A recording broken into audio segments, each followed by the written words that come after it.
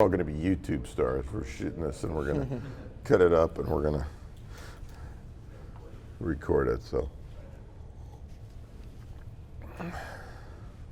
I'm sure there's somewhere in the registration package I'll sign a waiver. That's why we have started. That's right. That's right.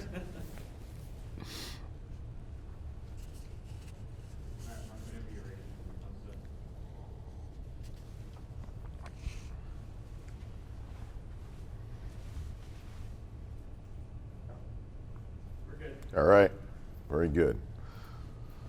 Well, thank you everyone for your attention this morning. I know it's early, it's Saturday, and it's going to be a nice day in Ohio, so you can't waste too many of those. But what we're talking about today is temperature measurement and calibration, some practical considerations.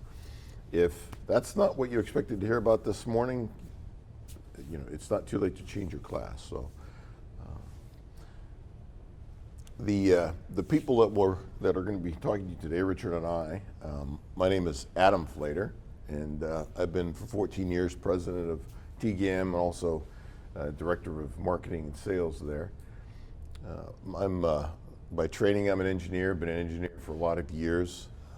I've got experience both in broadcast. I worked at a TV station as a station engineer for a while, airborne radar for Hughes Aircraft. I did a lot of industrial automation. I come at temperature measurement from the perspective of one who applied a lot of temperature measurement. So that's why I ended up in sales and marketing, because I understand one or two of the uses of temperature. So I guess that makes me an expert now. But 14 years ago, my partner Andy Brush and I, we purchased TEGAM, and we've been operating that ever since. This is Richard Steiner, and he'll introduce himself. Hi, my name is Richard Steiner. I got into the temperature measurement industry about a decade ago, mostly through the fuel cells. I was part of a fuel cell program, and we managed everything that was, it's basically called the balance of plant, and all that is that's everything except the fuel cell. So you have all of the gases and electronics associated with the fuel cell, and basically I helped work on those projects with the Department of Defense, Department of Energy, had a few stints with NASA and Lockheed Martin. About 6 years ago, I moved to TEGAM as a lab technician, and there I specialized in temperature and resistance measurement in the lab. And just about 3 months ago, I moved from the lab and into the light, and I'm now working applications as application engineer. And my background is I have an associate's degree from Stark State College, and I'm currently pursuing my bachelor's and eventually my master's degree at Cleveland State University. So I look forward to speaking with you today. So this is, we pressed Richard into service. Originally, I have a product manager, his name is Dan Jackson, that handles this particular area for TEGAM. And Dan has about 33 years experience at Omega. Actually, he worked there and retired from there and came to work for us. But unfortunately, he couldn't be here with us today because his daughter, for some reason, thoughtlessly scheduled her wedding today. So I said, no problem, Dan, I'll go to the wedding, you can come teach the class. And he said, no, that's not how it's gonna work. So you get Richard and I. So this is Richard's first debut as a speaker, so be nice to him. Here's the agenda that I'd like to cover today. First, we're going to talk somewhat about the importance of temperature measurement and some planning around how you make some of the measurements and how you use them. We're going to look at, Richard's going to take us through types of temperature sensors. So thermocouples, the chief ones, thermocouples, RTDs, thermistors, and solid state. Talk about some issues in broad characteristics of instrumentation, things to consider when you're measuring and calibrating instrumentation. Probe construction, how that can affect what you're doing. Then we'll take a little offshoot into infrared, spend some time there that'll talk about both the sensor and the instrumentation. Then we'll look at calibration, some of the more specific topics there. And then if we have time, and only if we have time, is the intrinsic safety. there are several areas in which you need to operate with calibration that involves also being intrinsically safe. And so a little bit of orientation of what matters there if we have time. It'll be in the slides, so if we don't have time, you can always refer to it later. Along the way, we're going to have a few demos, some very simple demos. That's why I have my hot plate here, but some different aspects of temperature measurement, things just to observe and also to break up the speaking. So, but what I'd like to do before we get into the material, I want to make sure that we have time still to adapt our presentation to your particular levels of interest. So if I could, from the participants, what are you hoping to learn today, and what areas of temperature measurement and calibration do you work in currently? Anybody want to volunteer? You look like a volunteer. Mostly I'm just a calibration technician for probes and Okay. instruments. Okay. And I'm just here to waste a Saturday. Two things that I'm interested in, and glad you brought up infrared, because consistency and process doing infrared measurements, because it's really hard to get any kind of, from my experience, we could all take the same temperature with infrared and get different readings a lot of the time, the way we've been doing it, so I'm interested in that. I'm also interested in how you do about correction factor chart and linearity that goes along with that when you're, like profiling a thermocouple to your good RTD and then taking the thermocouple in place to do chambers and things of that nature. Yeah, I have some slides that cover some of that, but we can spend some time certainly going a little more in depth on that particular aspect, because there are. You're right. It's a challenge. It's certainly a situation where you measure it with a micrometer and then cut it with an axe when you're done. So it's no question. Others? I calibrate pretty much everything about the IR, so more interested in the thermocouples because they almost seem like they could be, if you cal it, to throw away.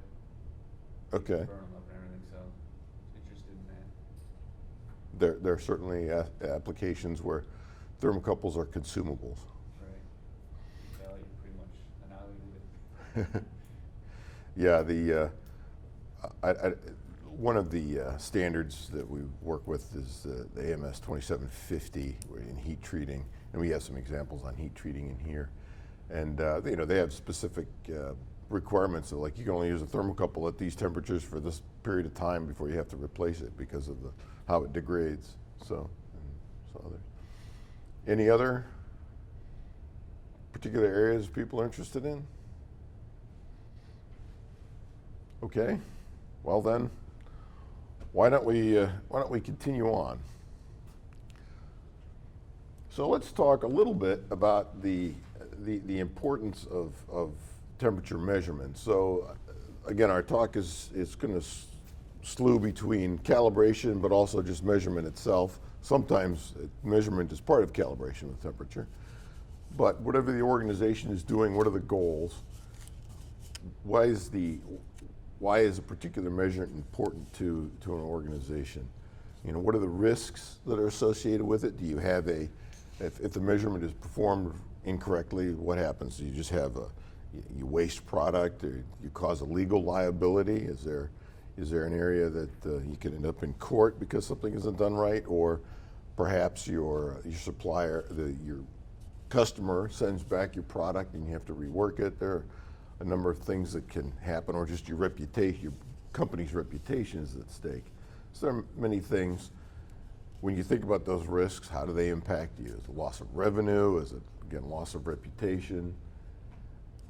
And then you have to balance what you're actually doing, right? So temperature measurement is an extraordinarily broad field in terms of the capability. You can measure something with a very inexpensive $5 thermometer. You can get a thermometer that somebody will give away to you probably on the show floor in the next couple of days, and it'll be some little thing that, whether it's a label that tells you what your forehead temperature is or whatever, it could be free, to a few $100,000 to really measure temperature at a very low uncertainty.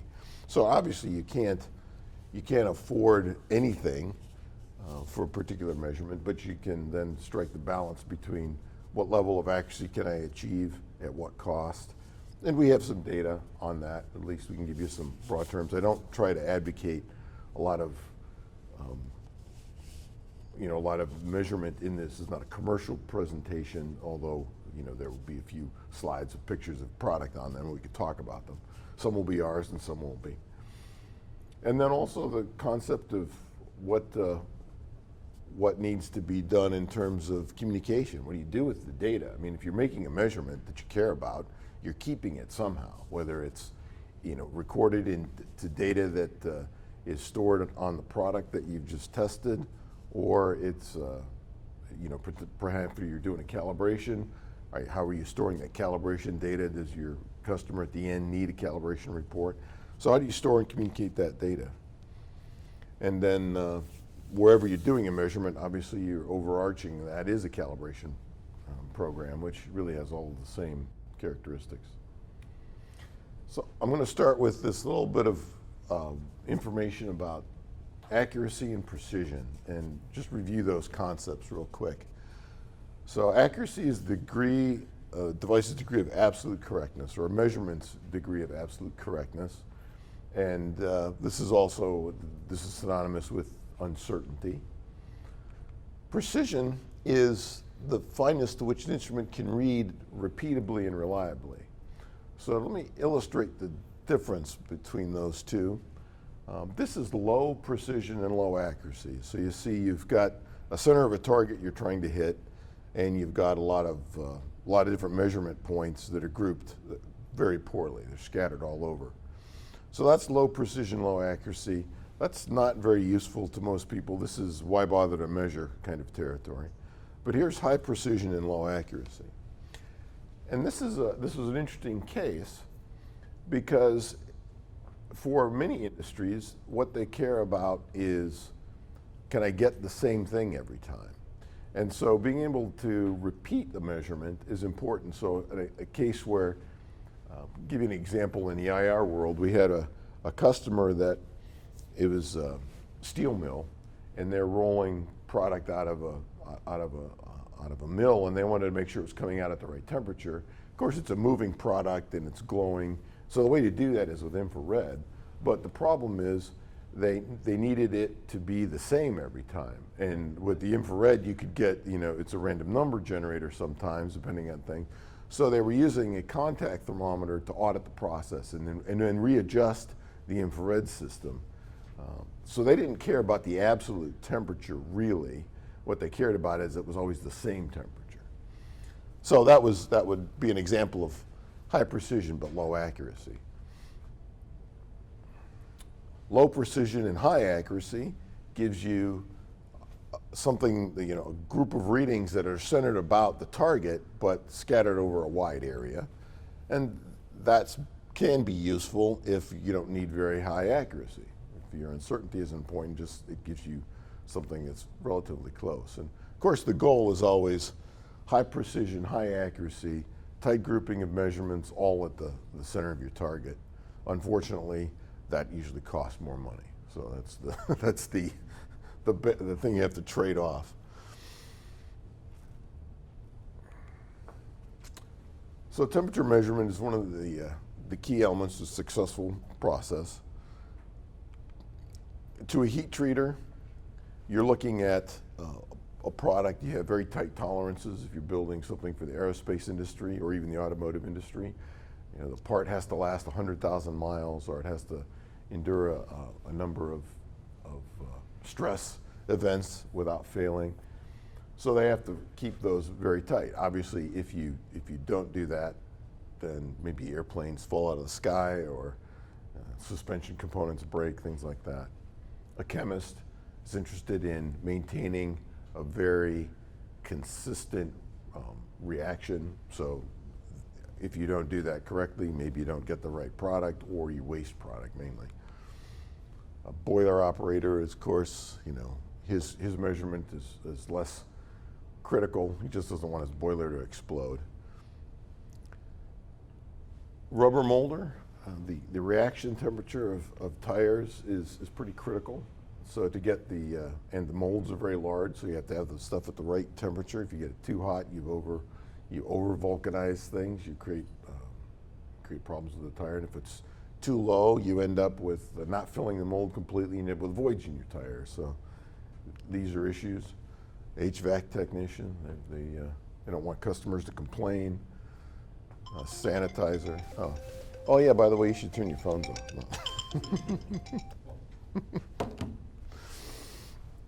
I don't mind the interruption. And if you have a question as we're going through, I don't mind interrupting, and we can go down a rabbit trail. That's fine. Or if we're going to cover it in the coming slides, I'll mention that as well. So feel free to redirect. You won't damage our carefully crafted pattern here. We'll get it done.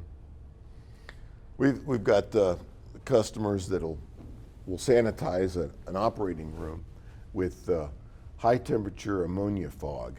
So they'll basically close the doors and get outside and fog it down. Of course, you have to get everything up to a certain temperature, and you can't be in there. But it's critical, obviously, to kill a lot of pathogens. And for some reason, I guess going to a hospital is a bad thing because it's usually where people get sick.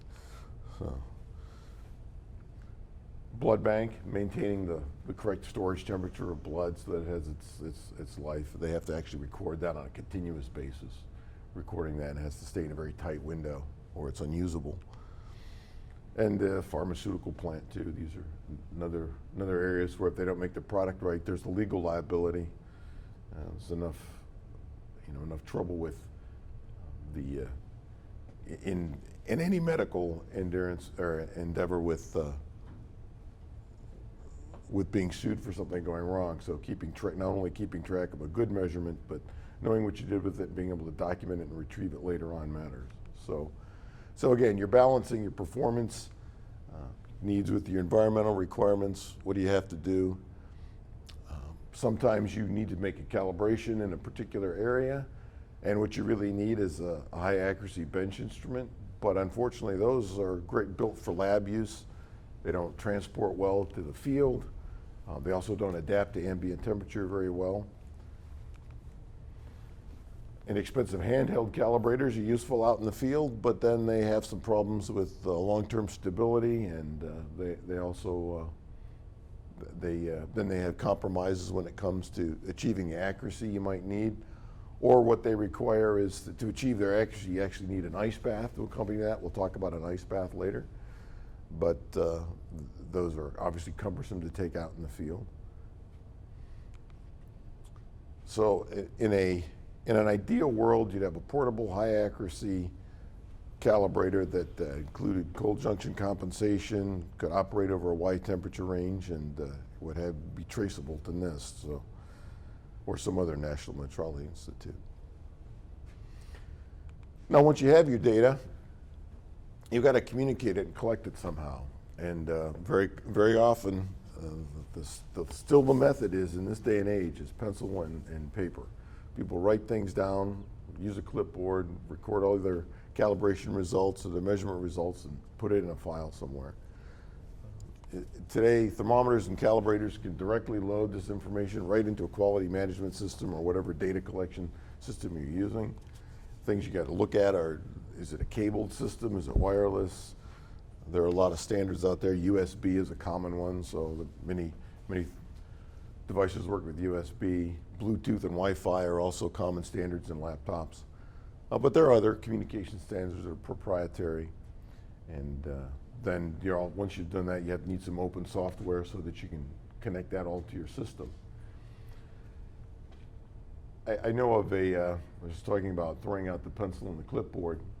I know of a national fast food chain that relies on its employees to actually measure the temperature of the product. They write that down on a clipboard, and then that gets stored somewhere for future use. So they're making sure that this data is collected. They're doing it. I mean, they're diligent about it. It's part of the responsibilities. At this time, you got to go check all this product and make sure that it's okay and it gets stored somewhere. And then that's their food safety program, and that's a good food safety program. But this is the room of the kid that they're relying on to do that job. You know? I won't say that I actually know where this room is, but when it comes to data collection, there really are 4 levels. And they each have their own challenges and costs, but it's getting much better. So first is, of course, again, we said pencil, paper, and you file it. Well, that's actually easy to do, and that's actually not the least accurate way to do this process. Here is the least accurate way you can do this, and a very common is pencil, paper, and then you type it into a database.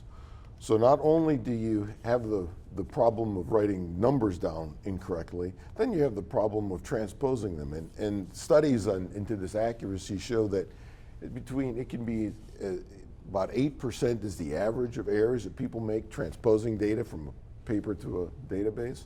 And it can be as high as 20%. So this is actually the least accurate means of recording data. Now, thermometers can store data, and you can download it later, and that's certainly more accurate. There becomes the issue of sorting out, well, if I put 100 readings in a thermometer, I'm downloading at the end of the day, how do you get them aligned back up with the process and where you were measuring? This is an issue. And it's also not real time. What you've done now at the end of the day, you got data. Well, if you're actually monitoring a process and your process is now out of control, you don't know it till the end of the day. So the most interesting methodology here is to use a real-time entry, wireless transmission back directly into a quality management system of some type, and now you can have real-time evaluation of the results and monitor your process and ensure that it stays in control. We have a customer that's using one of our data collection thermometers to monitor a blood bank. They have a bunch of refrigerators that they have to monitor that stay in compliance, and they have to do that in real time. If the refrigerator starts to drift off and they catch it in time, they can do something about it. They put their control limits tighter than their failure limits. If they can, let's have some guard band in their temperature range, thinking, oh, I can fix this, I can address this before it becomes a problem. But if you don't know about it to the end of the day, you just throw away a refrigerator full of blood.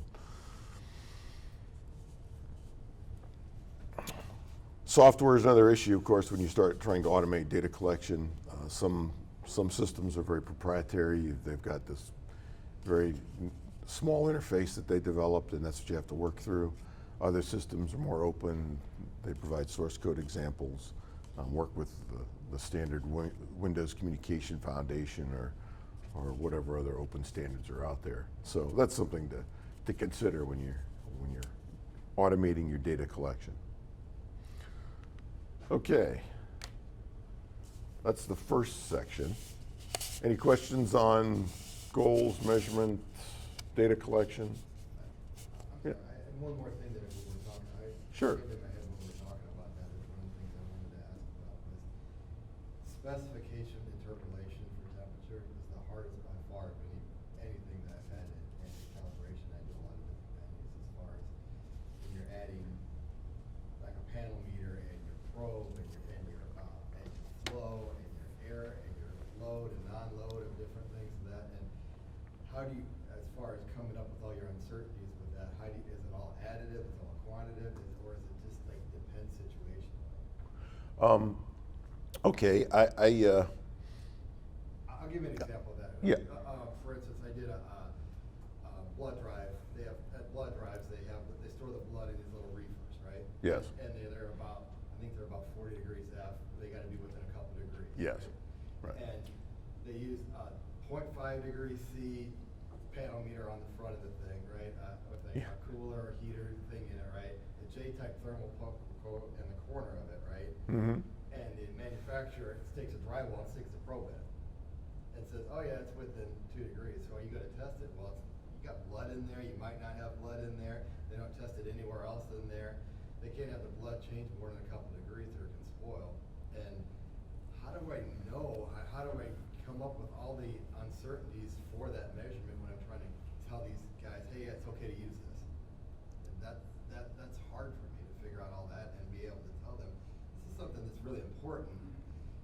rely on this tool. That's where I'm at with a lot of that. Sure. One of the things, and some of that requires very, so I obviously don't have a slide specifically on that topic, but the work that we've done, it gets, when you try to get down to that level of accuracy, there are a lot of things that get strange, and it becomes, there's not any one particular area of specialty that speaks to it. But give you an example, and it's to answer your question in some ways, is you need to know what temperature the blood's coming in at. I don't know if this is coming fresh collection, so it's coming out at 37°C and then going right into a cooler, and if that is, and they're grouping a bunch of blood together, well, you actually have to do some modeling or do some estimation and say, if you put this is how fast. I didn't even think of that it's coming out of a purse and then going in there first. Yeah, and what's the capacity of the reefer? I mean, Right. how fast can it pull something down? And if you've put a bunch of stuff in the center, well, obviously the bags on the outside get cooler first, and then the heat gradually migrates to the center. One thing you could do, just thinking about this, it might be interesting, is use like a data collection thermometer, set it up to automatically record, and when you have an opportunity to do that, put it like right in the center. And it could record that data, and actually I'll show you that when we're doing the probe response time study. But you could actually see how fast that center core comes down, and that would give you some idea of like, this is how much time. The smaller changes, that's actually probably, to me, when I think of that system, that's probably the biggest question I would have. How fast can it go? Yeah. And another example is in our case where they're doing the blood refrigerators. The probe that they use, they actually put it, and this is actually a probe you can buy. It's basically a thermocouple in a little vial of it's alcohol. But if you don't do that, when you open the doors, the temperature changes too abruptly, and it actually gives you a false error. So that might be another way to do it, is change the probe to something that has a little bit more of a flywheel on it, so that it doesn't change abruptly when somebody opens the reefer unit and exposes it. So actually that's a pretty valid point, something that we just came up with an audit a couple of weeks ago. We actually put phenolic blocks around our probes. Yes. In a -80 freezer, and that maintains that temperature, and you don't have the fluctuations, the changes in temperature when you open a door to a freezer or something like that. But the auditor just caught it the other day. When you have a -80 freezer and you open it up and you put in product that is room temperature, that pulls that -80 freezer down. So we had the data analysis, and they asked why there were such big dips. Well, we just opened up the freezer and put in a bunch of product that was room temperature, so it took that long to go down. Well, they had other product in there that was at the -80, and so we had to figure out whether or not we were going to scrap that product, or the product Right. was already in the freezer, and now we're going to have to buy freezers to pre-freeze everything before we put it into the freezer, and it can get ugly. Yeah, I obviously don't have experience with everybody's application, but what we can talk about is how these probes respond a little bit, and what we're hoping to convey is a lot of the practical pieces of when you're working with this stuff. Why does it behave the way it does, and how does it respond? So we're going to actually get into the next section now, which is going to be the basics of the sensors themselves. We got to work with those, and we'll hit some of those topics as we go, and plus when we get to our demos. So your turn, Richard. All right, thank you, Adam. I'm going to work up a little prop here. So. All right, sensors. So the basic types of temperature sensors are going to be thermocouple, and that works on basically a change in millivoltage that you're going to be monitoring that's going to change proportional to the temperature.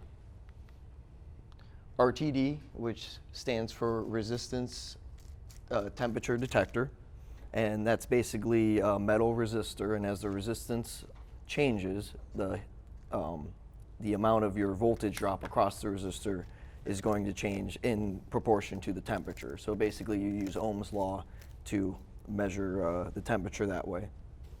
There's a thermistor, which stands for thermal resistor, not to be confused with RTD. The main difference between the two is an RTD is going to be made out of like a metal, and a thermistor is made out of like a ceramic or a polymer type, and that gives it greater precision, which we'll get into a little bit later.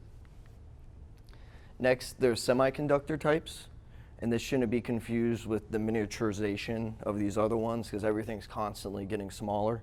The semiconductor types are actually made of circuit board materials, transistor type materials, and they're made primarily for the electronics industry so that you can monitor boards and things like that. But once again, they're a different principle, which we'll get into, and many times they can be the same size as miniature versions of these other types, but they do work on a slightly different principle. And lastly, we'll cover infrared, which is using light to measure the temperature. So real quick, I want to get into the worldwide sensor market. The total size is $5 billion. And this graph here is going to cover the European Union, US, and Asia. And the main things to take from this graph is thermocouples right now are the most popular, followed by RTD and IR. IR is the fastest growing. RTD is also growing quickly.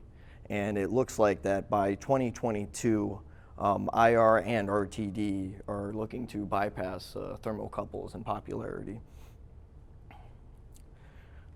So before I really get into it, I thought I'd give a little brief history as to how we got to where we are now. And if you go back to the beginning here, the actual phenomena of temperature changes and noticing that gases and metals extract or contract at different temperatures was discovered and noted by the ancient Greeks. And then we had the Dark Ages. And in the 1500s, a device called a thermoscope started to appear. Galileo Galilei put a lot of work into these things. And basically all they are is you have water and a gas. There's a tube to open air involved. And basically when the temperature changes, your water or your air contracts or expands, and that changes the level of the air, or these were made in various types. But the idea is as you're watching a water level change in reference to temperature. The main problem with these is that there's no scale and they are sensitive to barometric pressure. So they were really used in laboratory environments, and being able to compare one experiment to another, you really couldn't extrapolate anything more than that other than just reference, okay, this is hotter than this or this is cooler than that. Someone came along and they figured out that if you closed that tube and you filled it with water or alcohol, you could make it independent of the barometric pressure, and this is where we get the term thermometer. And around this time, people started to experiment with different scales, but once again, outside the laboratory, it was very hard to share information between different labs because everyone had their own different reference points. So then fast forward here to 1714, and we have the beginning of precision thermometry. And what happened was a scientist came along and he realized that if he took this closed tube and he filled it with mercury instead of water or alcohol, he could get a much more precise measurement. That man's name was Fahrenheit. And he made a scale to go along with it, and it became widely adopted. And that was where being able to measure temperature and share results of your experiments became much easier in a peer-to-peer environment. As a side note, in 1759, a clockmaker discovered that if you take a bimetallic strip, and by bimetallic, just two different metals with different coefficients of expansion, you could also detect the temperature change. Now, he wasn't trying to measure thermometry. He was just trying to balance his clock he was making. It was a chronometer for shipbuilding and ship sailing. And the main problem they had was with temperature changes, the certain gears and things like that, they may change shape, and that would affect your timekeeping. So he came up with this device, which I just so happen to have one right here. that basically reacts to temperature. And so I have a little bimetallic coil here with a needle, and you'll see as I heat up the coil, I get a fairly consistent unraveling of the coil. And this is very repeatable, and this is basically how your dial thermometers work. I was sure many of you have seen the liquid-filled thermometers, so I figured it wasn't necessary to bring one back. But basically, by 1759, the science community has, or at least thinks they have, a pretty good grasp on thermometry. So there's two types of thermometers. There's a non-registering thermometer, much like this one here. And by non-registering, what that means is wherever the thermometer is what temperature it reads. Once you move that thermometer away from the thing that it's measuring, your thermometer is going to start to change values. So it's very hard for you to take a non-registering thermometer, mark the value without writing it down, and then move it to another place for further analysis or to extrapolate anything. For this, you would use a registering thermometer, which in this day and age, it's easy to think of because you just hit the save button on your computer or whatever. But back in these times, you'd use a mechanical slider or maybe a marker on a thermometer just to mark the temperature that you're reading. So now we're going to fast forward, begin our talk on thermocouples. And we're going to go about a century forward here to 1821. Now in 1821, like I said, the science community, they figured they pretty much had thermometry figured out. The new thing that had happened was a decade before, there was a link discovered between magnetism and electricity. So you had all of these scientists rushing to duplicate these experiments and find different ways to manipulate these experiments, get new data. And one of these guys went by the name of Thomas Seebeck. What Thomas Seebeck did is he took a bunch of different metals and he started exposing them to different currents and voltages to replicate the experiment and to make note of how different metals reacted to electricity and vice versa. Through this, he discovered that when he had two dissimilar metals together and at different temperatures at either side, they produced a sustained current. So there was current flow going through this. So that's basically the principle that a thermocouple operates. We call this principle the Seebeck effect. And the main idea here is that you're converting thermal energy into electrical energy. Now here's a diagram of a thermocouple. You'll see a change in delta T is going to be on your left, and that's your differential temperature. Your delta V on the right is going to be a differential voltage. Now, the voltage is proportional to the temperature in an open circuit, and that's how we measure the voltage drop across the temperature side. Now, what Seebeck discovered is that when you close that circuit, you now have a current flow. That's what he discovered. That's not how we measure. We have to have an open circuit because we're looking for that voltage drop. So yeah, so basically you take the measured voltage and then you convert it to the measured temperature by considering the reference junction. And your reference junction is always going to be a known temperature. And the easiest way to do this is to put it in what's called an ice bath, which we'll get into here. And NIST tables, which you can refer to, place the reference junction at 0 degrees C. But really, as long as you know what that reference junction is, you can calculate what the temperature is at this side of the thermocouple. So here's the ice bath. And basically, like the diagram before, what you're going to do with an ice bath is you take 2 copper wires from a voltmeter, you put them into the ice bath. In the ice bath, you then go to your 2 dissimilar metals to your thermocouple wire, and then you bring it out, and then you measure the ambient temperature. Now,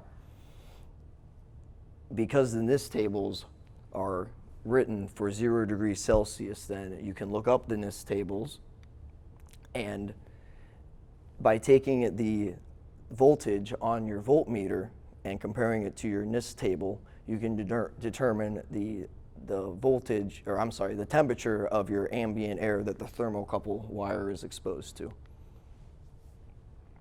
So that's basically what your cold junction compensation is. So when you hear the word cold junction compensation, it's basically this part right here where we're going into a known temperature and we can calculate the unknown temperature by referencing this known temperature.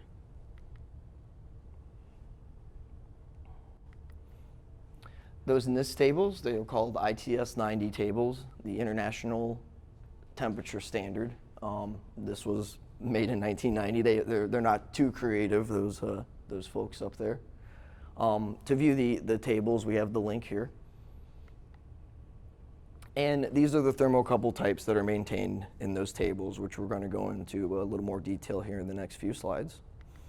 And other types exist, but they may not be maintained by NIST. There's other agencies that maintain those tables, but you may very well run into them in industry. So the first type of thermocouples are the base metal thermocouples. There's also noble metals. And then lastly, tungsten thermocouples for very special applications. The base metal thermocouples are your types E, J, K, N, and T. And because these are made out of the base metals, it makes them the most inexpensive group. Types T and E are the most accurate. Types K and N perform best at high temperature.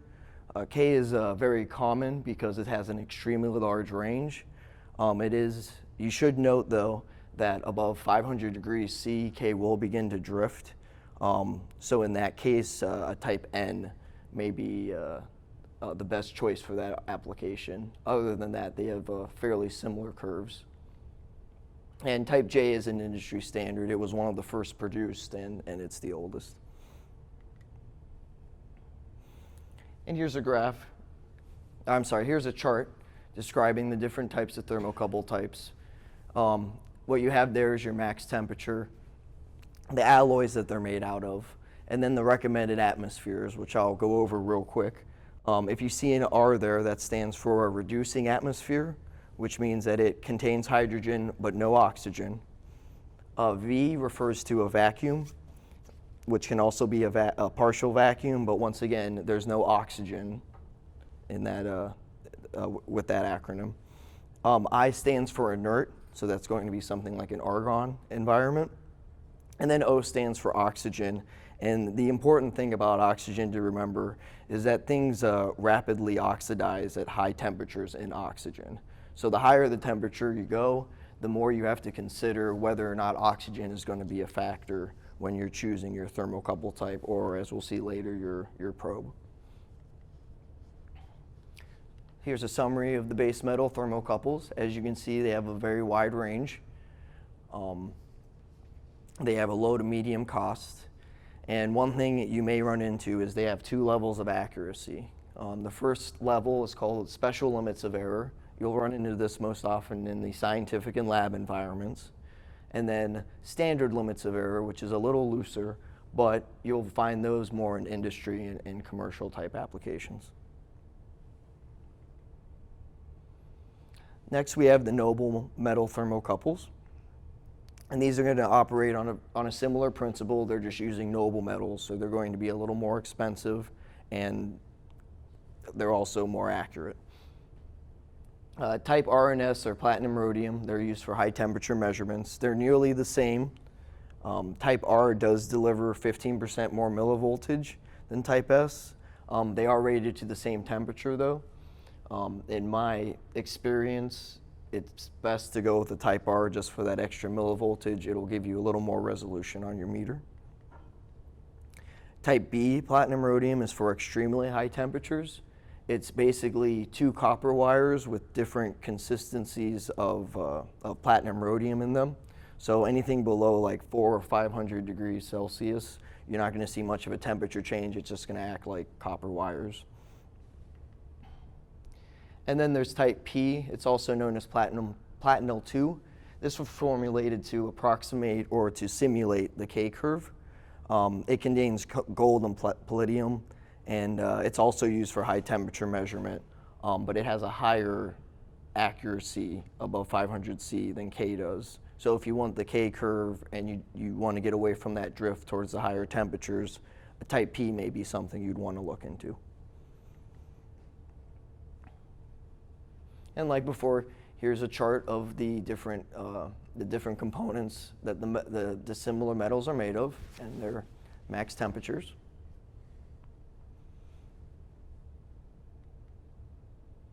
And lastly, we have the tungsten group of thermocouples. These are types G, C, and D.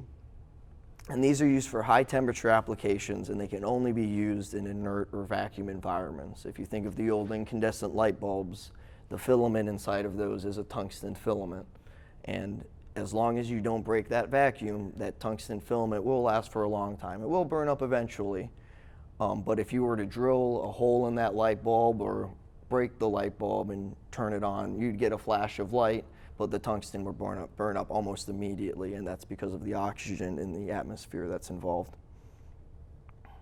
So these have a very high range, 4200 C, 4200 F, 2315 C. And as I said, they're used in hydrogen, inert, and vacuum atmospheres at high temperatures. And here's a chart of the different material makeups. They all have the same top temperature, and that's based on the fact where they came from different standards, international standards, and they have slightly different curves. But because they were already so popular in industry, they just kind of kept each one of the standards, and that's why there's 3 different ones. I did include a graph of the curves, and as you can see, they all end at the same top temperature, but as they get up there, they have slightly different curves. So depending on your temperature range that you're working in, you may want to choose one over the other, just depending on where that curve lies. So just something to keep in mind when working with tungsten thermocouples. So this slide is just a summary of what I just went over, and this will give you the alloys and the recommended ranges.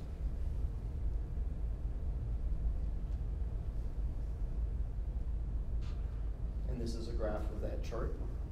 The main thing to take from this graph is that the steeper your curve indicates the more millivoltage you have, so the more resolution you have on your meter. And the longer the curve indicates the higher the temperature you can go. But as you can see, the ones that go to the higher temperatures don't give you as much of a millivoltage output, which means your instrument is going to have to be more sensitive if you're going to be dealing with those higher temperatures. So how do we calibrate thermocouples? There's a couple different ways. First way is called a dry well or a dry block calibrator. And basically this is just the heating element that you set the temperature to. You put your thermocouple into it, and then you measure the millivoltage output and compare that to your NIST table. These have an accuracy of about 0.1 degrees C, which is fine for many applications. They also have baths, and these are the best accuracy. They can be expensive, and they do have maintenance plans because many times you're dealing with very hot oils or silicone type things. But you can get down to 25 millikelvin in accuracy, which is very, very tight. And to measure these, you're going to need a long scale DMM, which you'll see a couple times in this presentation. That just means that your multimeter needs to have a resolution of 8.5 digits, because we're dealing with millivoltage and microvoltages in many of these cases. You also have what's called process calibrators, and all a process calibrator is going to do is it's going to take that millivoltage measurement that you would have measured with the voltmeter, and then it's going to convert it with its own built-in table and then tell you the temperature so that you don't have to calculate it yourself off of this table. So next I want to go over on some tips on building an ice bath standard. So basically what you'll want to do is use distilled water, and you'll want to use shaved ice like a snow cone or small cubes no longer than a gumdrop. I actually tried to duplicate this experiment the other day at home with just ice cubes I grabbed out of the freezer, and I tell you, it didn't work very well at all. The problems you run into is that you're either touching an ice cube, so you're chilling your ice point, or you're chilling your probe, and the temperature's moving down, or you're in water, which is trying to warm up, and now your temperature's moving up.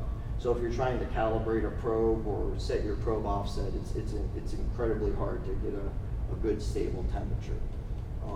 But we do have an example of an ice bath here that we made with smaller ice cubes, and go ahead and get that out here. I'm his assistant, the magician's assistant here. So Thank you, Adam. got a cooler chest on here, so here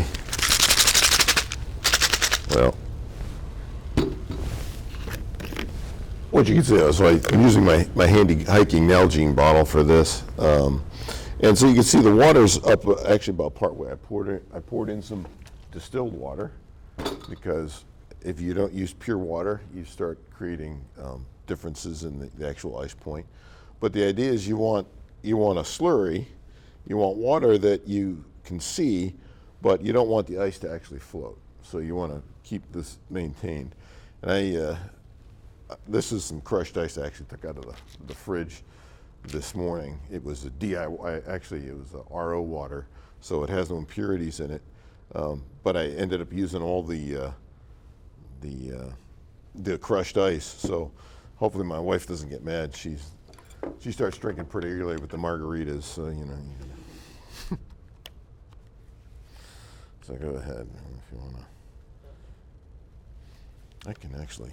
Yeah, can you get that on the screen? Yeah, let me get that on the screen. Let me do that.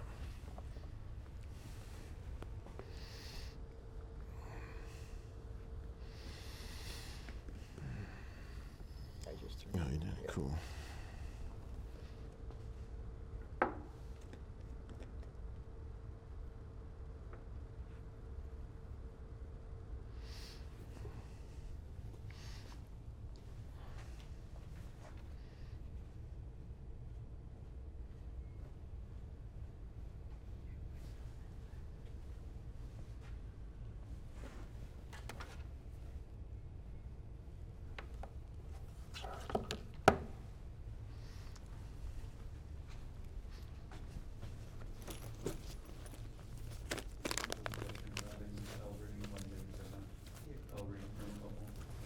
Obviously, a lot of those they are, you can burn up the thermocouple. How would you create an inner atmosphere in a dry well? An inert atmosphere in a dry well. Correct. Otherwise, you can, thermocouple inside of a vacuum chamber can't have any corrosion on it. Also, when you start trying to calibrate a thermocouple so they can chart their up or whatever. That's a great point. Yeah. How would you cal it when you're at a high temp for a probe that would char? And what level, how high a temperature are we talking about? Well, I've seen a type case start trying at 500 degrees. Yeah, right. So you can get some baths, oil baths, that'll get up Not that to high, though, right? 700 C. You can actually get an oil bath up to 700 C. Now you got to have some special oil. You got some, you using salt like bath, right? silicon brake fluid kind of stuff. So that would be one way to get up that high. But I haven't seen a dry well. I haven't seen an inert dry well. They have to exist. Yeah. You I've know. never seen one, that's what I'm asking. Or maybe Yeah. maybe you have an inert environment that you have the dry well in, but then somehow you would have to, like the Somehow you have to nuclear fit it in, gloves, right? yeah, going in there. So yeah, that's That's an actually interesting thought. interesting. Argon, right? So. Right. Oh, All I right, got so that. Okay. we're set up here. As you can see, we're measuring in the room 21.4 degrees C. But let's say, I want to set the probe offset on this. I'm not sure how accurate this probe is. So what I'm going to do is I'm going to set it into this ice bath here. And you'll want to mix it around in the slurry a little bit and kind of try to tunnel your way through. But the idea is you don't want it to be directly, you want it to be touching both the water and the ice. I know when I was saying when I was making my own, I kept touching the ice, but in this instance here, because there's water and ice and it's all kind of at equilibrium, you can, as long as you kind of have a tunnel bored through it, you're not necessarily touching the ice as you would if the ice cube was out and you're actually holding the probe against it. So what I've done is I've kind of bored a little tunnel through here, and let's take a look at where we're at. So you get So we're at 3/10 of a degree so offset on the 3/10 of a probe. degree C. So what's neat too is on this thermometer, I can go now.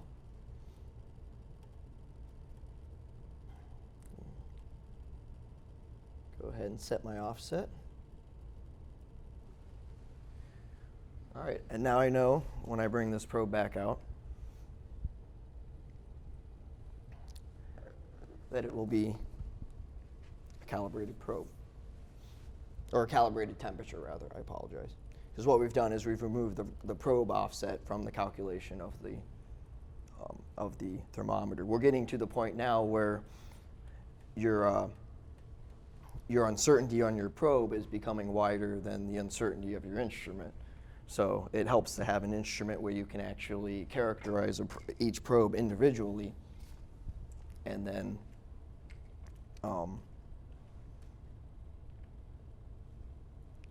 you can have an accurate measurement from that. Something else that we did too for general general fun is they make these silicon ice cube trays with like real tiny ice cubes. So we actually did one like this. I guess was it Thursday? I think we did Thursday. I think so, yeah. And this worked out really well too. We compared that to like large, typical refrigerator ice cubes. But the best we could get was about within 2 degrees with large ice cubes. Yeah. And with these small ones, it dialed right in. So again, you need a crushed ice or small ice cubes when you do it, or it's very hard to get repeatable results. Yeah, I'll throw that back in there too. All right. Something cold for the drinks on the way home?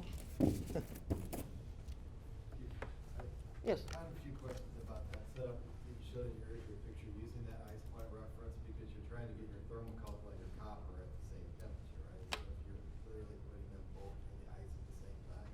Oh, in the PowerPoint picture? Yeah, that's correct. Yeah. Reference like that. So if you were to use an example like your slush ice point, right? And you're hooking connecting the thermocouple to the copper. And I've seen this a lot. It's like, how do you not wreck the thermocouple? Because if you're gonna twist it or you're gonna use this similar thing to connect it together to the copper, and how does that affect it if you were, on that junction? So you're taking obviously they're at the same temperature as 0, but I've seen people take like an alligator clip even and just clip the thermocouple to the copper and say, oh, it's okay because everything's at the same temperature, but I'm like, you're introducing the similar metals into the circuit that way. So do you just like, when you're making that thermocouple to copper connection in the ice, how do you do that? What's the best way to do it? Well, the way we did it was we actually took a copper thermocouple cable with a female end. We connected into one side of our calibrator also measures millivoltage. So what we did we bring that? Oh, good. So we have a copper cable like that, and we connected one side of that into our millivoltage reading. Okay. And then the other side we connected our thermocouple probe into. Okay. And then we dunked that connector into the ice bath. Yeah, this takes a while, obviously, to normalize, but Yeah. that's what we did. Could set that up, I guess, as you're talking. Yeah. And then on that you put that in there, you put it into the ice. Yeah, right? put this And end in so the your ice. connections into that going right from that copper connection right into your multimeter. Correct, yeah, so it's copper to copper on the meter.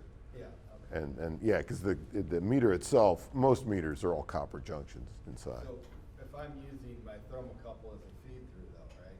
And so I would do it like you use your ice point reference, you want your offset for your feed through, so you just want your correction factor at room temperature at 0, right?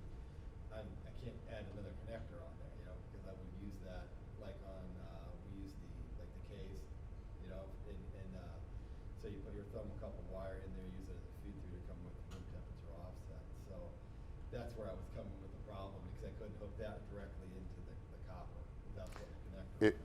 so make sure I understand is where you have an extension cable that's thermocouple extension.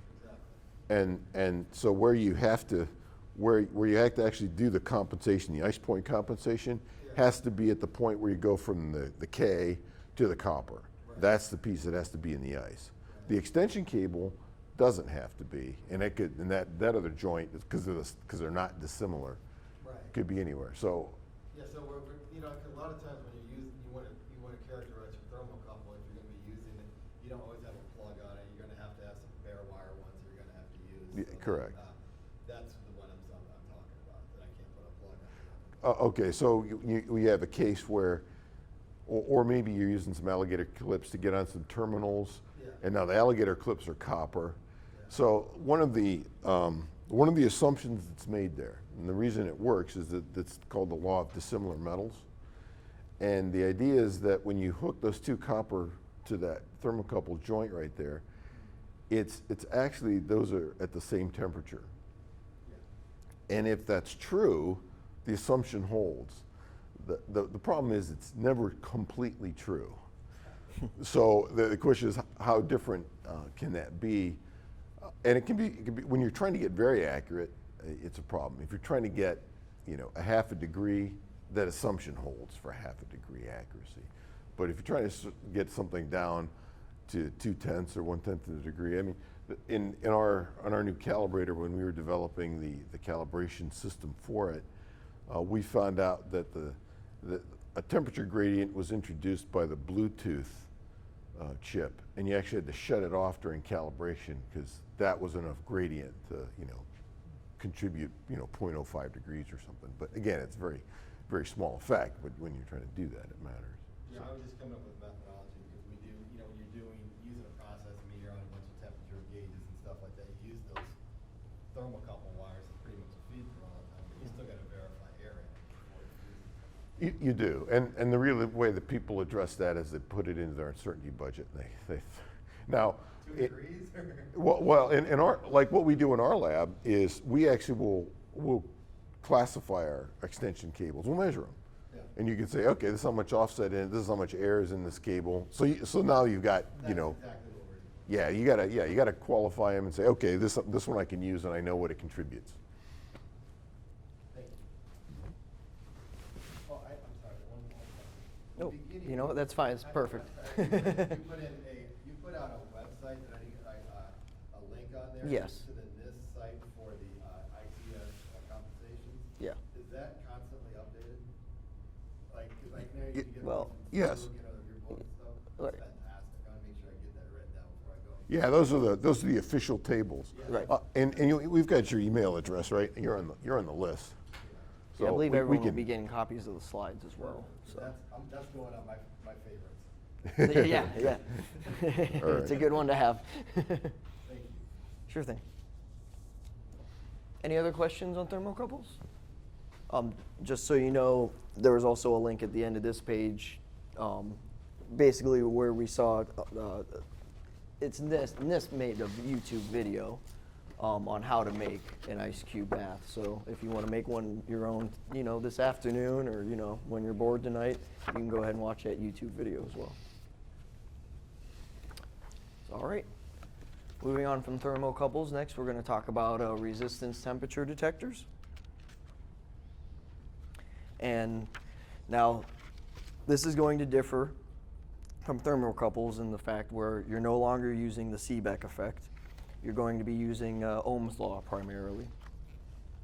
And what you do is you monitor the voltage drop across the resistor. And because a metal will change in resistance proportional to temperature, they've derived an equation here, which we call alpha. And just as an example, you take the resistance of your RTD at 100 degrees C minus the resistance of your RTD at 0 degrees C. And then to normalize it, you divide it by 100 degrees C times that resistance again. So for a 100 ohm RTD,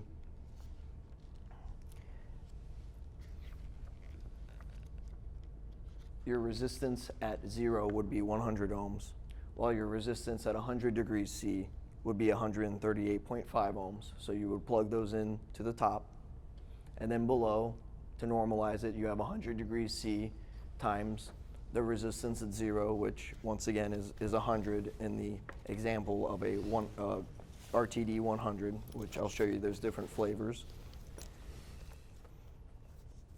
And then once you calculate that all up, you get alpha, and then that's going to be your linear approximation of the resistance versus temperature over, the 0 to 100 degrees C range.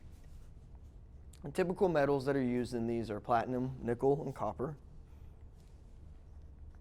And we'll start here with platinum. This is the most common RTD material.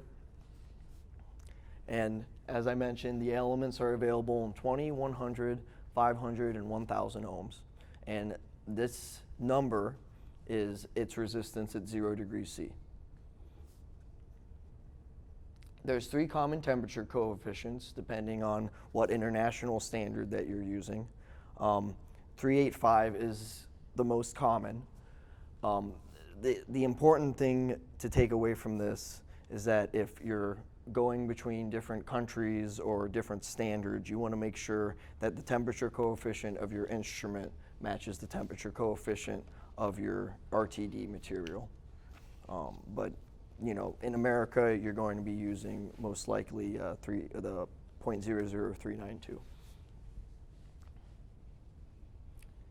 So here's a chart kind of overlaying a general overview of RTDs. As you can see, they have a smaller range than thermocouples, but they have a higher time response. And because their cost is medium to high, you're going to usually find them in the scientific and industrial industries, but mostly because of that better accuracy there. Now, speaking of accuracy, you can get platinum RTD elements in 4 levels of accuracy. And as you can see from this chart, the better accuracy you want, the less range you're going to get. And the more range you want, the less accuracy you may get, especially at those farther out ranges. So these are things you're going to want to consider for your application. Here's a graphical representation of that. And once again, as you can see, the more accurate, the purple and orange are going to be your more accurate, and they don't go nearly as high in range.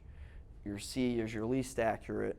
It goes the highest in range, but because of that slope there, you're going to sacrifice accuracy. Now, RTD elements are also available in nickel and copper. Nickel, you're most likely going to find in appliances. It's used where cost is an issue, so think air conditioner, refrigerator, those types of things. These elements are usually 120 ohms, and that's their alpha. Now, copper RTD is most interesting to me. Copper RTD is mostly used in electric motors or transformers, and basically the idea is that you already have a coil of copper doing something.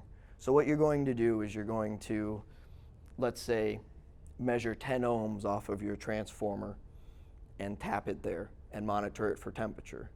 And while this is a fairly crude temperature monitoring device, you're using parts that you already have to detect temperature, and most likely you're going to be using this as an overheating condition. So you're not necessarily going to want to say, okay, what's the temperature of my motor right now? You're going to say, if the resistance of my RTD equals, 1,000 degrees, my motor's overheating, I need to shut it off. And this is nice because, once again, you don't need anything extra. You can use a coil in the motor, or tap off of your transformer that you want to monitor.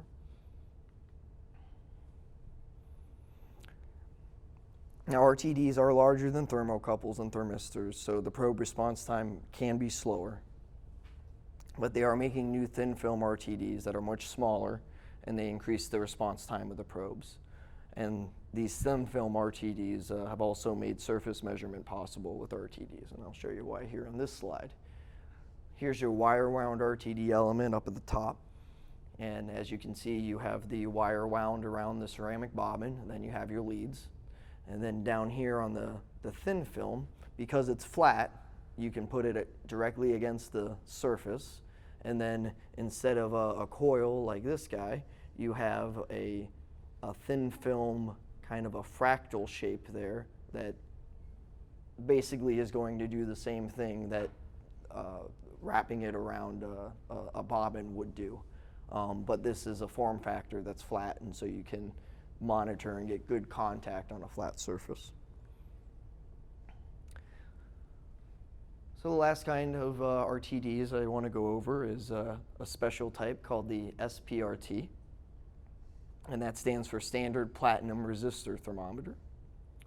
And this was used in developing ITS 90, and it's a very accurate thermometer. The one they used was used over the range of negative 259 degrees C to 962.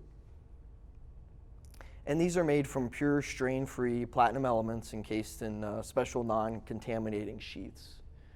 So what you're going to have here is you have the platinum sheath, you have a notched silica cross, basically a ceramic in there that's notched, and then you take the platinum coil and it's threaded finely through those notches so that you have a very exact and very uniform spiral around that. You're going to have a glass head for insulation, and then there are your leads for your 4-wire measurement to whatever device you're going to be hooking this into. The construction varies depending on the temperature range. You'll find them encased in glass, quartz, platinum, or ceramic, and it's really the environment that's going to dictate which one is the best for this for your application. And the accuracy on these commercial SPRTs can be as low as 0.25 millikelvin, which is 250 microkelvin. That's incredibly tight. And so we can say there's almost no drift associated with these. They do have a poor resistance to shock and vibration. So if you're going to be carting them around, you're going to want something like this. And you're only going to want to take it out when you're using it. This isn't something you're going to be walking around the factory floor with.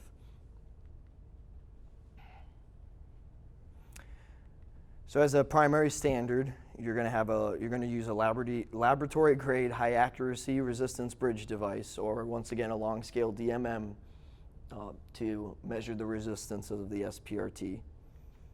And then, as we've mentioned before with some of these other ones, they do have working standards that have an associated electronic readout that will convert the resistance to a table and then just give you a temperature so you don't have to work out the calculations yourself by hand. And then to calibrate these, it's going to be the same methods as we saw for thermocouples, but your instrumentation is going to measure resistance instead of millivoltage. And with that, are there any questions on RTDs or SPRTs? Yeah, go ahead. As far as like treating for your uncertainties and your accuracy ratios for RTDs, do you treat them like, for traceability purposes, do you treat them like resistors? So like if I send my probe out, I need to have exact test points at where I'm going to be using that to maintain a direct line of traceability. Because like on a resistor, you would do it at different current levels, 1 milliamp, Sure. 10 amps, 100 milliamps, where you're going to be using it at. But since this is reactive to resistance, does it need to be at, do I need my traceability data maybe at 50C, 100C, 250C, all that kind of stuff? Right. To create my alpha betas and stuff to be able to use them. I can't just say, do whatever. I have to give it exactly what I'm going to be using it at when I send them in for calibration. Yeah, an RTD, the curve, you showed the different classes Yeah. curves. Go back You know, to basically an RTD, we can go back to that one real quick. I think we had the curve. So it all comes down to, somewhere back here. Yeah, one more. So it all comes back down to convenience, right? So if you buy an RTD of these classes, what it's guaranteed to be is it's gonna respond within this accuracy to the equation, right? Its coefficient. But when you want better than this, that's when you have to say, at this temperature, what does it actually exhibit as a resistance? And then that's getting profiled. Exactly. So like I'm using them to monitor my oil bath and my air bath. Yes. At one temperature. So Correct. I'm spending too much money. I only need them done at one temperature. So Yeah, correct. So, but if I needed it for, let's say I use it for a lot of different applications, I wouldn't want other readings for it, right? Right, and you can, and of course, it's money. Van Dusen, then you need a coefficient to draw the curve. And so you can do a couple things, right? If you can get a better coefficient, you can get a better curve, but then you can also get the points, right? I mean, what that helps you get is between the points, because so we have a particular bath in our lab that we're running down to about 6 milli-K, and we've done that because we actually took an SPRT and got it patterned and have it with data. I sent them a really good probe and they maxed it out and charted it and all this kind of stuff, and I needed 23 degrees C. Yeah, That's all I needed. right, yeah, which you can't ask for. I mean, depends what lab you send it to. Yeah, Let me get you back where we were. yeah, that's right. Right there. A couple more. I'd like to see a few points around 23 then. Yeah. That way your bath's gonna move, right? Yeah, that's stable, but you're right. All right. Okay, thanks, Richard. We're gonna, let's see, we got a little bit of time. I'm gonna probably get through this next section. We'll probably take a quick break. Everybody needs to grab some coffee or get rid of some coffee one way or the other. So we'll hit the thermistors, semi-solid state, which are pretty short, and then a little bit on instrumentation and how it's made. So thermistors are interesting, sort of very specialized kind of temperature sensor. You see them used in some places. If you recall from Richard's earlier slide on market share, thermistors was a small piece. Thermistors do get used. One of their values is they're very repeatable. Yellow Springs instrument, YSI, developed a lot of these curves as thermistors. They're sintered metal alloy, so they're a material that behaves consistently in response to temperature. There are two types of them. There are the PTC, positive resistance change with temperature, and that's similar to like what an RTD is the temperature gets hotter, the resistance goes up. But one that gets used a lot is the negative change, and so that's actually the resistance goes down as the temperature goes up. There are some applications for that. In fact, on another part of our business, not in temperature, but in RF power sensors, we make an RF power sensor that uses an NTC thermistor, and it operates at one very specific, we actually tune it to a certain resistance, but it's operating at about 150, 160 C. But in general, they follow the Steinhart-Hart equation, which is basically a nonlinear, it's a logarithmic curve. And it's actually rather bendy. And so to really use them, you need to know, well, first you can use them with the curve if you don't need real tight accuracies. If you need tight accuracies, you get the same thing. You get them patterned, you get them matched, and then you know what they'll be at a certain temperature. One of their real values is that they exhibit a very large resistive change. Let's go to this slide. So they exhibit a very large resistive change over their operating range. So you can see this one. This is a 10K. So at specified at basically room temperature 25 C. This is a 10K thermistor. And you can see when you get down to zero, you've almost doubled the resistance of it. So it's a very large change. And as you go out, it starts to get, it's harder to see the change out here as much. So it becomes less accurate. And then the materials start to break down when you get up to those temperatures as well. So, but if you want to use them at specific points, you do the same thing. You send them out to a lab. They stick them in a bath. They measure them. They tell you at this temperature, you're going to see this resistance. And you can, with some thermistor instruments, you can put those coefficients into the instrument, and then you can get that easier. One of the real values of them is that they can be made very small. So in our RF power sensor, ours is about 0.008 of an inch. It's a very small bead, very sensitive. And so you get fairly fast response. Ours respond in a few milliseconds, which is useful. And another benefit that a thermistor has is it's actually quite interchangeable, so it will repeat. So again, back to that accuracy versus precision, if you can measure it and say at 75 C it produces this resistance, you'll be able to get something like 1/10 of a degree repeatability on that, and that's useful in certain applications. Fairly durable too. We have some sensors that have been out 20, 30 years, and the thermistor still behaves the way it did 20 years ago, which is really useful. And calibration, again, it's a resistive-based device, so it's similar to what you do with an RTD. You're putting in a dry well in a bath, and you're measuring the resistance, and you're coming up with a calibration for it.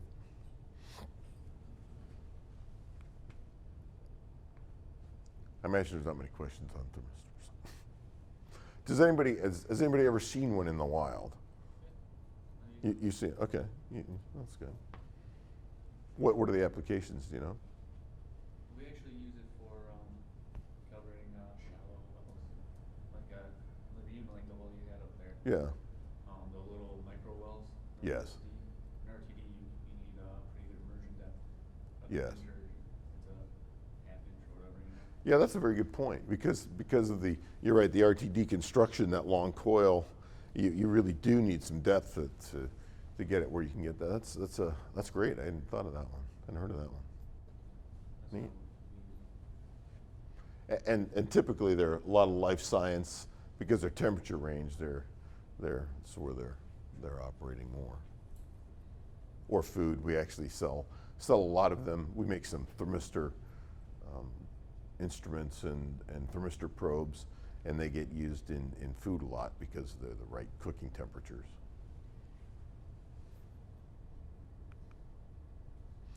Solid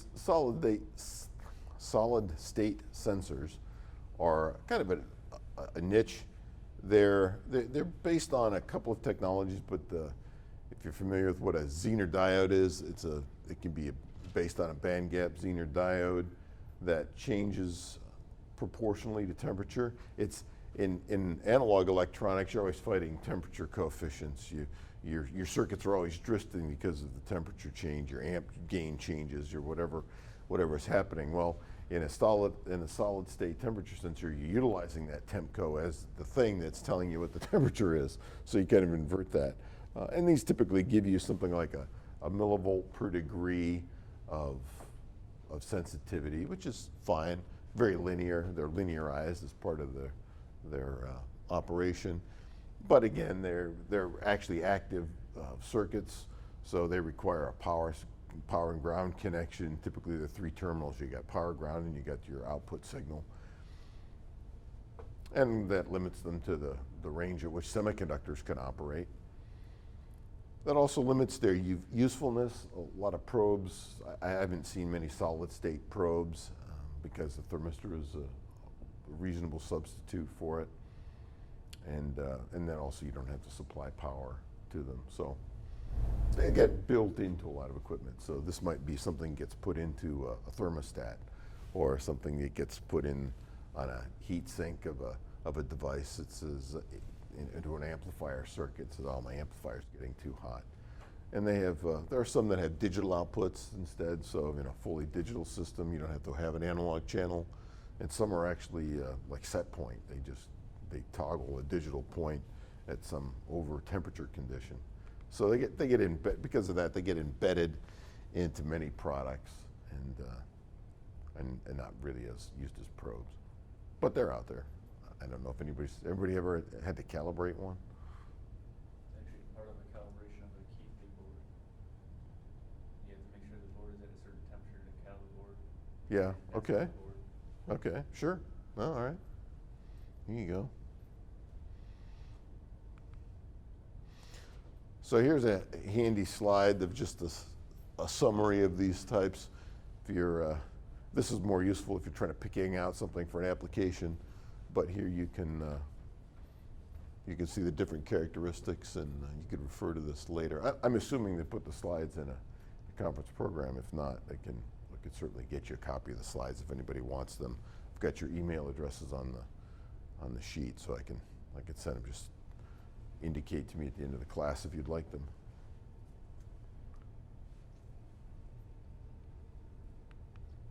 Okay, before we leave sensors, any more sensor questions? I've got some things still to cover, but. One that we went right into our lab a little bit with issues is like internal sensors when you see, I don't know, like a 3458, the Hewlett Packard, we use Yeah. a lot of calibrations of those. Yep. Their internally temperature has to be set at a certain value when you calibrate it, but you also want that value to be within the parameters of where the customer's using it. So whether it be in a panel or it be standalone or sit on a bench or something like that. Mhm. So the internal sensor in there, we're winding up putting fans and all sorts of other things on it to try and emulate it. So do you think that those go bad in there that can cause us error factors with them? We see a lot of that, is that they're not anywhere near. Well, certainly they can. Also, certainly we have in our lab, we use a number 3458s. I mean, if you're in a cal lab, you're using somebody, have a 3458 somewhere, and they're using a lot of industry applications as well. I don't know of a specific case where that sensor has gone bad. I'm sure that they do, though. Yeah, because all the time they're coming up with the cal error, you're not within your parameter, you can't use it right now and stuff like that when we're going through those, because they have to be within a degree of their calibrated test point. Well, in your particular application, yeah, so what you're saying is when you're actually doing the calibration, the calibration, because that's an older design. I mean, that design, quite frankly, wow. I think when I was a young engineer, I was speccing 3458s into projects.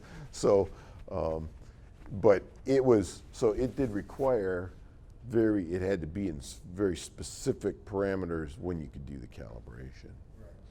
Yeah, so. That was 5 degrees, and then 1 degree per hour. Yeah, we're getting huge errors in that, and I don't, because a lot of them are old, obviously, when they're coming in, and I don't know if it's the sensor is going bad, but you're saying these things last for 30 years. So. Well, thermistor, I think that sensor on those boards is a solid state one. Yeah. And that's an older one, too.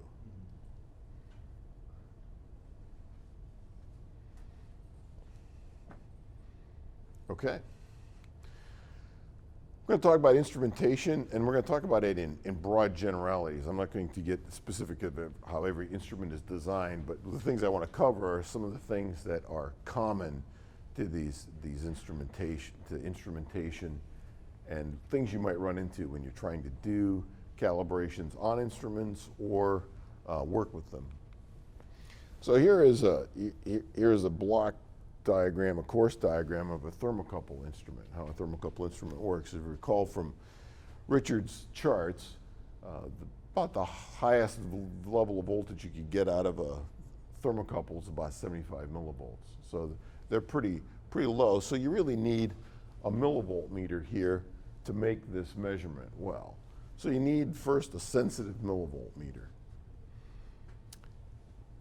I drew in here a current source for a specific reason, is that most instruments will sense open lead detection. So if your thermocouple goes bad, it tells you that it's open. But and to do that, they typically trickle a little current into the circuit.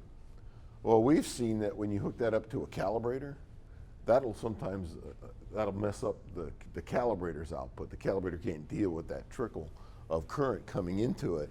So on our instruments, because we've seen this, we let you shut that off. So in some instruments, you can shut off open lead detection so that isn't influencing the output of the calibrator. You basically, if you're using a calibrator, it's a voltage source. You've got a current source driving into a voltage source. That usually creates some sort of conflict.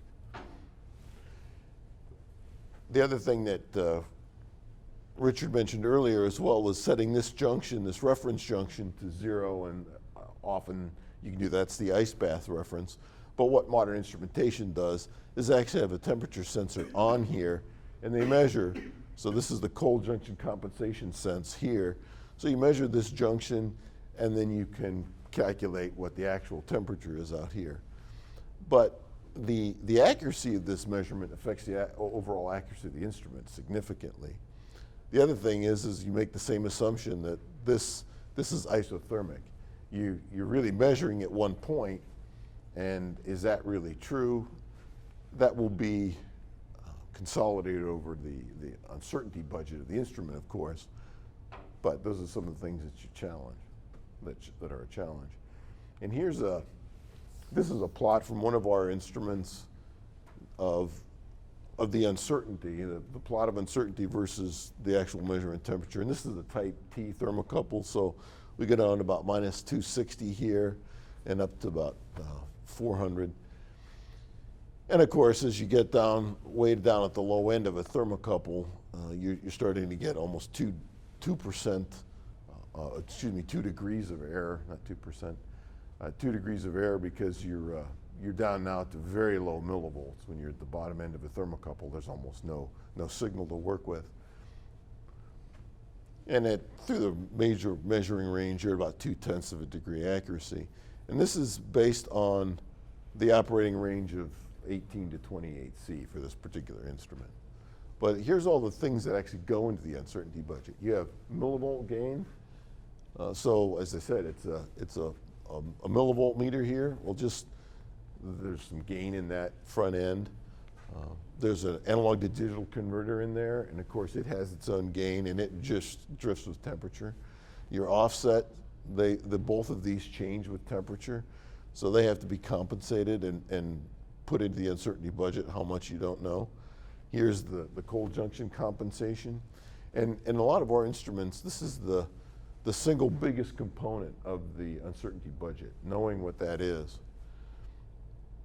Even the display resolution gets in here. When you start getting down here to these low temperatures, your display resolution is having an effect.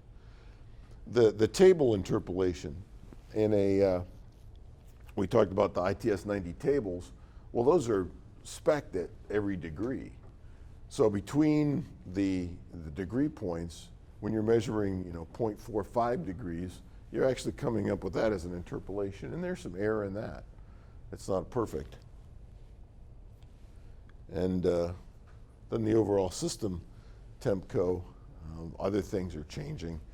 As I mentioned, if you hook up something like a USB port or whatever, it starts affecting your system, and things move around. So the other two plots on here, though, when you're looking at instrumentation, the blue is the high temperature limits, and the gray is the low temperature limits. So if this particular instrument will operate from minus 20 to 55 C. So that's what this is. The gray is what the uncertainty at minus 20, and the blue is the uncertainty at 55 C. And those are all things to know when you're making a measurement. Where are you doing it? Am I standing in a freezer and trying to make a measurement, or am I doing it in some other environment where that's having an effect or not?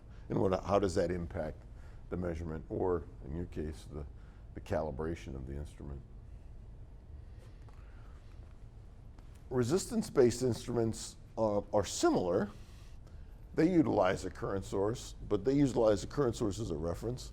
So to measure resistance very accurately, you apply current, and then you look at the millivolt response. And so you have some of the same problems. You have millivolt gain, you have the A to D gain, the millivolt offset, the A to D offset, and the display resolution. So those are common. But where it starts to change is the next point, the current source stability. So as you're applying this current, how stable this is comes into what level of uncertainty. And of course, when you're dealing with RTD instruments, people are looking for typically lower uncertainty. Something that's not here and is not a concern is the cold junction compensation, because now you don't have the thermocouple effects. You can ignore that, which makes it much more tolerable of an instrument for changing temperatures. So with a thermocouple instrument, when you take that into a freezer or take it out into a hot out into a hot plant.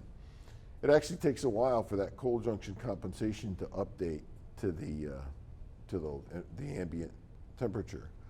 Well, an RTD instrument doesn't have that problem because it's not trying to compensate for that. It doesn't have the same issue.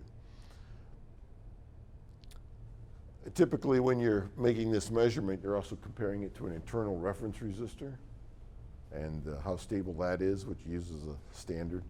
You can get standards that are a few parts per million. You can get some that change 100 parts per million per degree. So that comes into play. Self-heating is a real interesting piece of an RTD. So if you can imagine, you're forcing a current through the resistor. Well, I squared R, there's some finite power being applied to that. And at that finite level, it heats this resistor a little bit. Well, that disturbs your measurement that you're making, actually. So the goal then is to lower this current to a place where this isn't significant self-heating. Then, of course, you're lowering your signal of your millivolt meter has to read, so you've got some loss there. There's an optimal point. And when we get to talking about some of the other calibration, I'll talk about how they do that at the national metrology level for ultimate accuracy. And you also get some thermoelectric effects similar to a thermocouple junction. This will all be copper connections in here. Of course, this was probably a platinum device. But these little connection points, you get little millivolt offsets. You don't have perfectly pure materials. And those little stray thermoelectric effects can also disturb the reading you're trying to make. So what some instruments do to overcome that is they'll alternate the polarity of the current and cancel out that thermoelectric effect. If you're not trying to get real tight accuracies, you can ignore it, but it is there. We also make some very low resistance measurements instruments, and we deal with that often at low level things. Something under 1 ohm is where it becomes really significant, where a lot of RTDs, of course, are operating at higher resistances, so it doesn't become much of an impact. So this is in an RTD circuit. When you're measuring, you'll see 2, 3, and 4 wire circuits. This is a 4-wire circuit. The sense leads are separate from the stimulus leads or the force leads. Of course, if you've got to run that cable any distance in a manufacturing facility, now you want to eliminate some conductors, so you'll see a 3-wire circuit. The 3-wire circuit separates out these two still, but uses a common ground. So if you've got to run things a long way and you've got a lot of material to run, you can save money. So people will do that. The resistance in this lead starts to have more of an effect. But if you've got something out here that's 100 ohms and this is 0.2 of an ohm, maybe you can ignore it. It's going to create some error, but maybe it's less than what you care about. Or if you get your RTD up to a higher resistance, 1,000 ohm RTD, you've made that even less of an issue. And that's what people do then for the next configuration, which is 2-wire. They've basically combined these two into one on both sides, so now you only got 2 wires going out. Any lead resistance here gets into your measurement, but then people use, again, higher resistance RTDs, and that gets you away from having to worry about that lead resistance. However, the higher the resistance you make this out here, the more susceptible you are to interference. So you can start, if these runs are any length, you can start coupling noise in a plant or even in some industrial piece of equipment that, maybe it's got some noisy emitters in it, and that starts coupling into your cabling. So these are all things that get in there. Even if you're trying to do a calibration, it's like you can't get a calibration because you can't get the thing to settle down. You might be getting some interference, some electromagnetic interference from somewhere. And this is also the configuration, most thermistors, if you recall, 2250 ohm, 2252 ohm thermistors, 10K ohm thermistors are much higher impedance, so they get by with 2-wire pretty effectively. So that's really a brief overview of some of the things that you encounter with instrumentation. I'll get into a little bit more later, and we'll get into IR later. But right now, it's 9:45. Why don't we take a quick break, because we're going to switch over to Richard on probe construction a little bit and do a few things. But if we could use the restroom, and I don't know, how much time do you need? You want to start back at 10 o'clock? Grab a cup of coffee? Wake up, works for me, because it'll take that long to walk all the way up there to get coffee. So 10 o'clock, we start back up.